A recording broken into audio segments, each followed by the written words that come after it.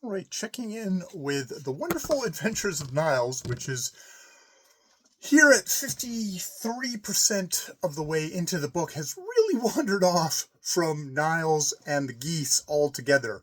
We've gotten a couple of adventures. The one that we're in at the moment, is Car and Gryskn. Car being a hunter dog, and Gryskn being initially a elk calf that Car was torturing and caused the death of Gryskn's mother before kind of repenting and becoming friend to Gryskn.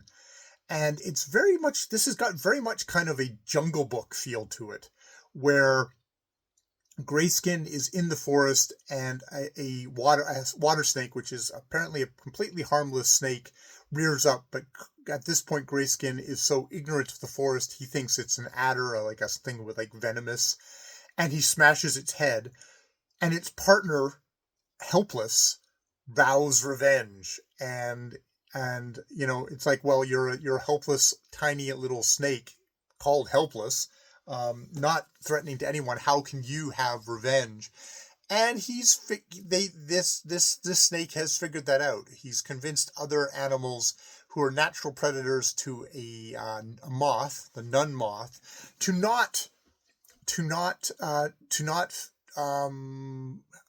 eat the nun moths, and their population explodes, and it's going to destroy the entire forest. And Car has been called out by the wise elks and said, okay, you're going to have to let the human beings know because we can't fight this ourselves.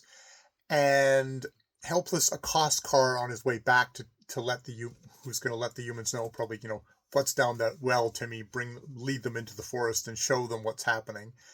And the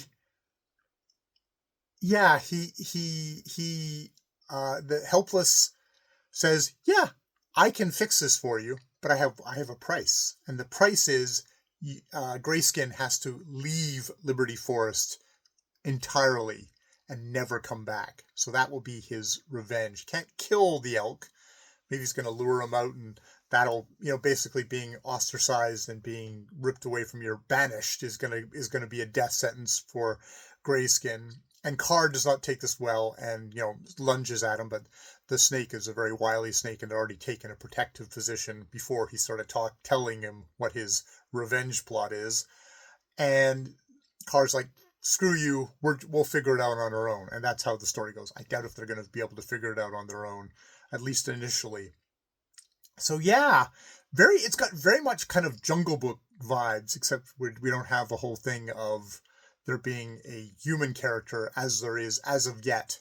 Maybe that's what position Niles Thimbletot will fulfill later on in the story. Maybe that Thimbletot will come back into the story at some point. But it's very much like we've just sailed right away from Niles altogether to get to do this story, which is interesting structure. It's like, I think this is going to be, we're almost near the end of volume 1 that was like published in 2 separate parts. And this first part, we've just sort of like given up on Niles, and we're way more interested in all this other stuff.